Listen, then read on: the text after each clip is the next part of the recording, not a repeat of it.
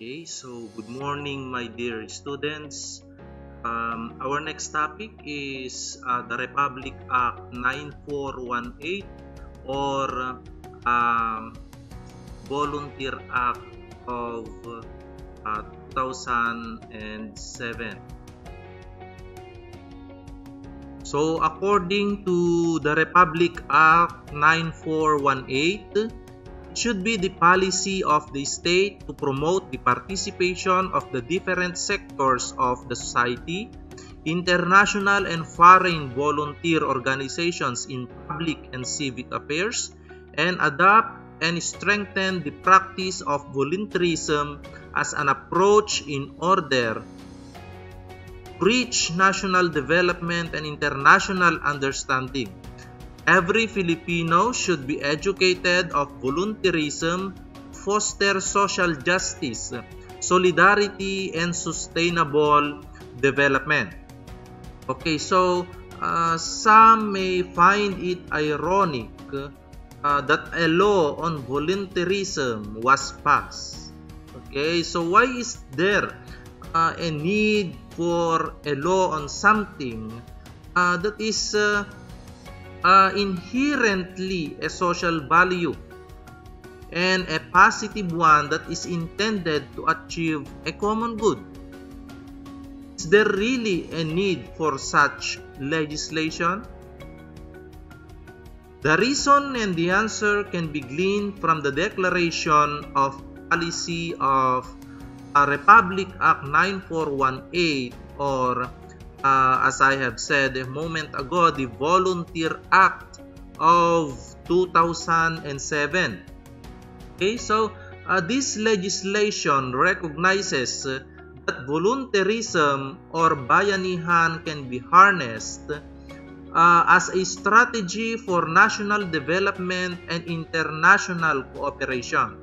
So the Act commits government to partnership to achieve the needed social transformation and sustainable development through the so-called volunteerism. Okay.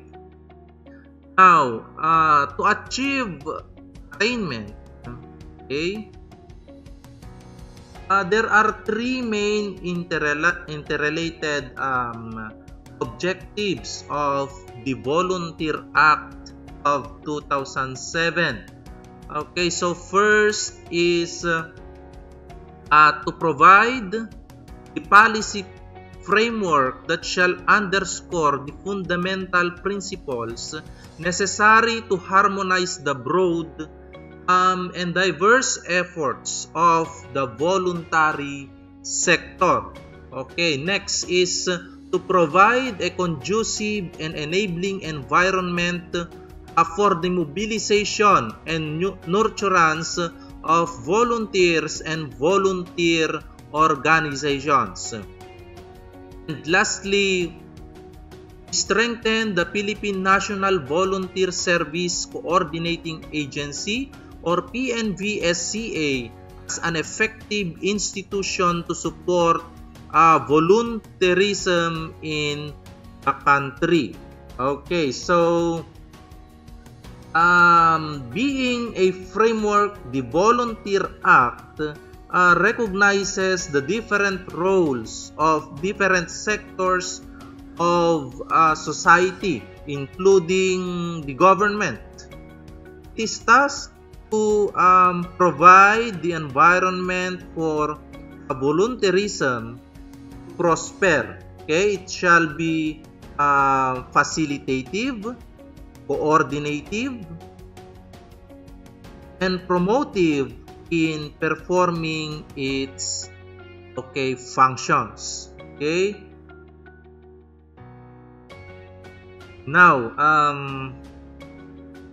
let me elaborate a little bit on the academe. Okay, so the Volunteer Act specifically calls for integrating volunteerism in the education curriculum.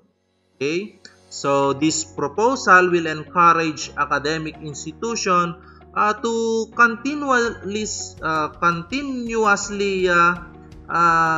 devise ways to effectively teach and practice, okay, the value of volunteerism. Okay, so such integration provides students with the volunteering arena, okay, by which they can channel their idealism and vigor into something worthwhile. Okay, so with the Volunteer Act of 2007 class, the Academe is expected to renew and assume a more dynamic role, more so in participatory governance and other developmental advocacies as volunteerism move to higher levels of civic engagements. Okay. So that is the goal, or those are the goals of the Republic Act 9418. Okay. So next is volunteerism. Okay, so let us discuss the concept of volunteerism. So it is defined here that volunteerism is an act that involves different activities which includes a traditional form of mutual aid and interventions, provide an enabling and empowering both on the part of the beneficiary and the volunteer. Okay, so it is also a powerful means for bringing more people into the fold. It strengthens civic engagement, safeguards social inclusion, deepens solidarity, and solidifies ownership of development results. It simply is not possible to attain the SDGs without a wide range of people engaged at all stages, at all levels, at all times. Okay. So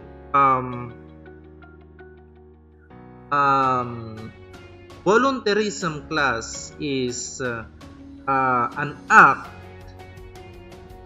involving a wide range of activities, including traditional forms of mutual aid and developmental interventions, okay, that provides an enabling and empowering environment both on the part of the beneficiary receiving and the volunteer rendering the act.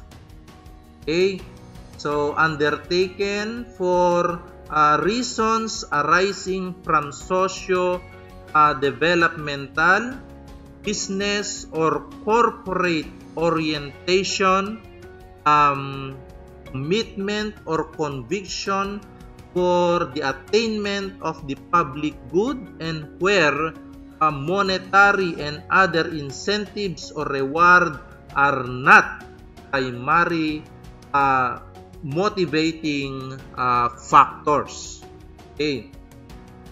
So volunteerism in the Philippines class is deep-rooted, since volunteer activities have been practiced for generations. Okay. So the word bayanihan thus refers to old traditions of values and is often characterized as mutual assistance.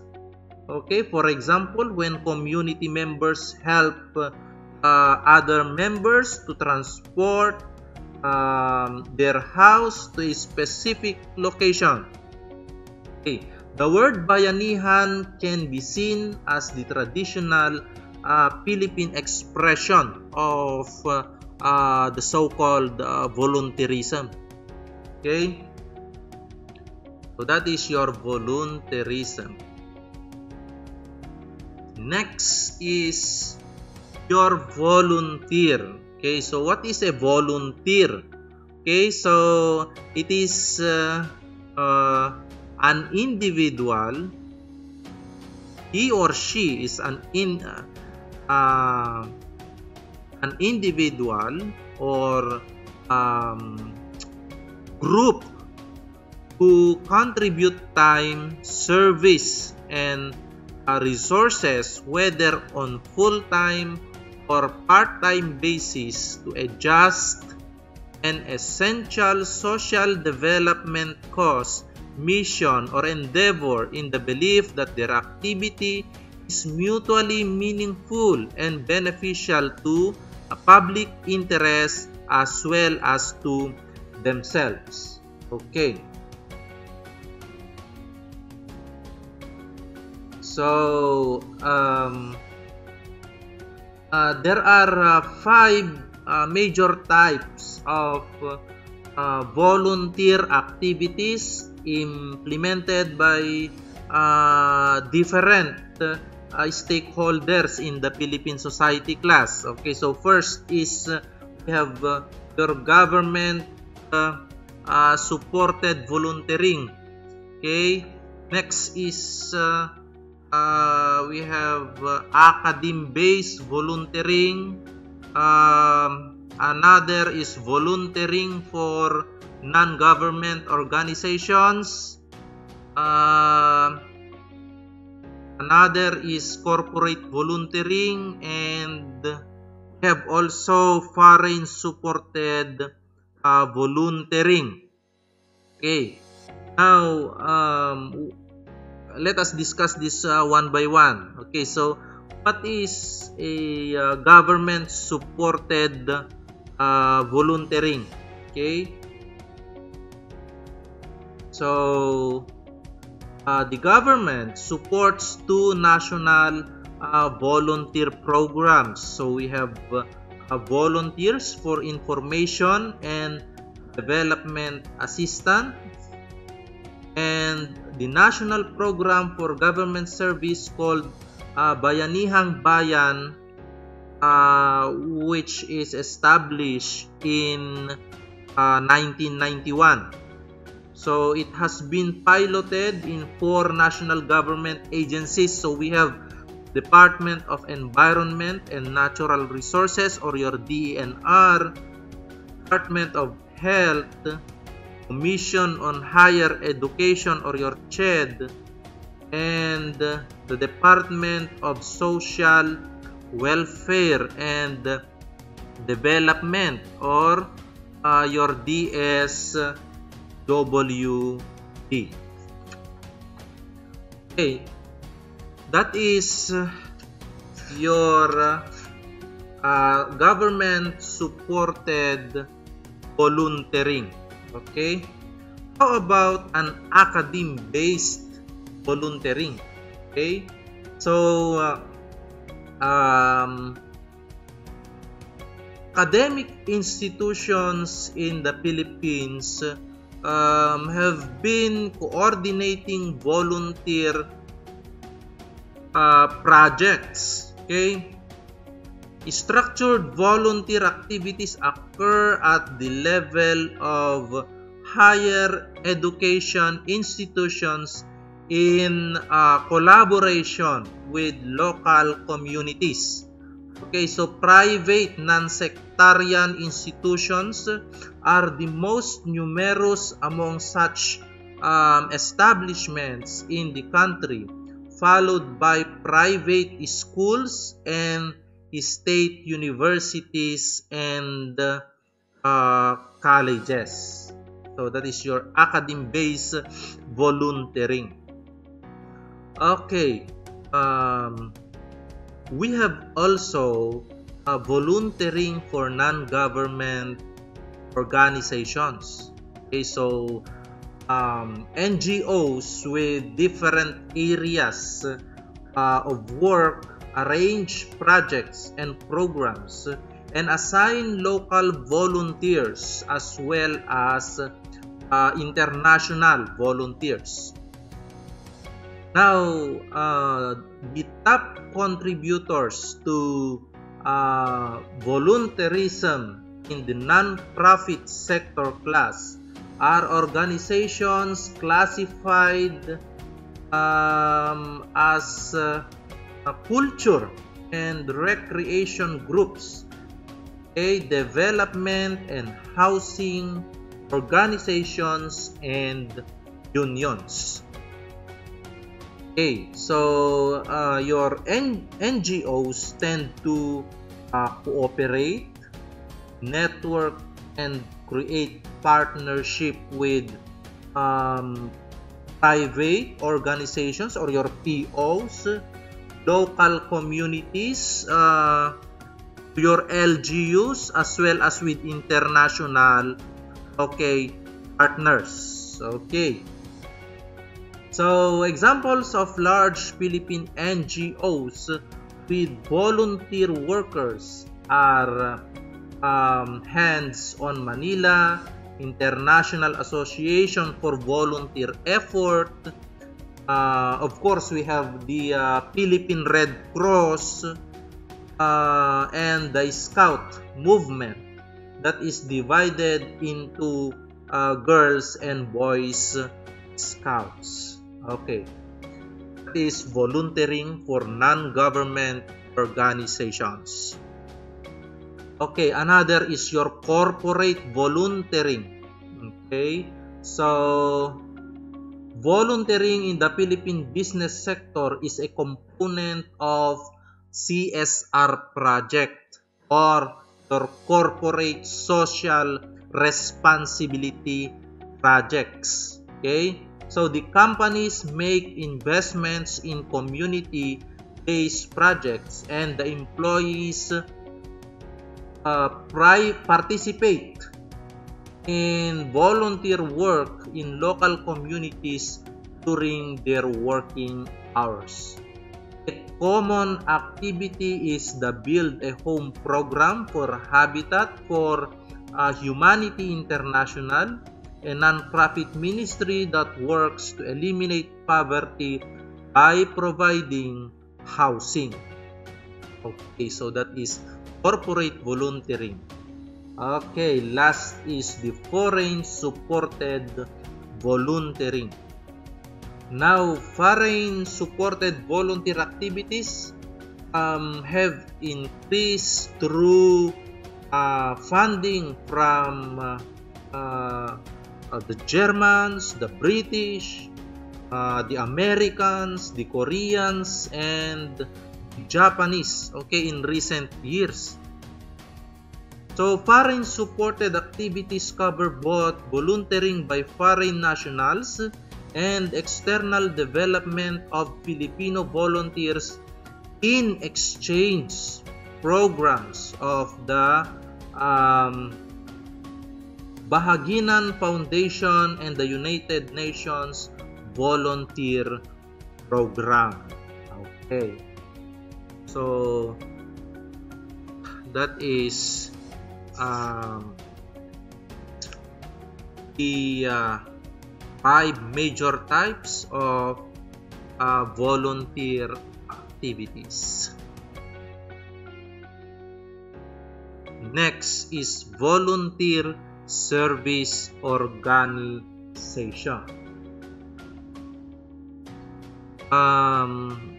It is a local or foreign group that recruits, trains, deploys, and supports volunteer workers to programs and projects implemented by them or by other organizations, or any group that provides services and resources, information, capability building, advocacy, and networking for the attainment of the common good. Okay, so international volunteering covers both Philippine volunteers sent overseas and foreign volunteers sent to the Philippines. Okay, the number of incoming volunteers is higher than the number of outgoing volunteers. So the government is in partnership with a group of foreign agencies that collaborate in programs with focus on peace, socio-economic development, and exchange of expertise. Okay. So professionals from the Philippines are sent to work as volunteers in developing countries by the United Nations Volunteers Program and the Bahaginan Foundation, and foreign professionals are sent to work as volunteers in the Philippines. Okay, so there is no statistics or research that sum up information about the private organizations involved in internal volunteering in the country. Okay, so volunteer projects can be in short-term or long-term periods with private funding. Okay, so the recruitment of volunteers with special skills in areas of socio-economic development is not as important as the target of the organizations. Okay. So last is the Republic Act 7722, or the Higher Education Act of 1994. Okay, so the Republic Act 772 is the act creating the Commission on Higher Education, which covers both the public and private institutions of higher education as well as degree granting programs in all post-secondary educational institutions, be it public or private. One of the powers and functions of this act, which is in line with the goal of National Service Training Program, is to identify, support, and develop potential centers of excellence in program areas needed for the development of world-class scholarship, nation building, and national development. Okay, so to ensure that quality education is given to the citizens of the Philippines, the government had vested its powers to different administrative agency to make sure that this right granted to the citizens will not be infringed. Okay, so the Commission on Higher Education was created to govern mainly the higher education, or otherwise known as the tertiary education.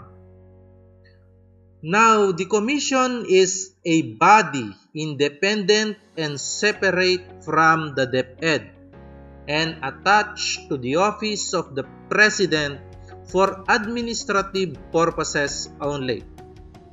So its coverage shall be both public and private institutions of higher education, as well as degree granting programs in all post-secondary educational institutions, public and private.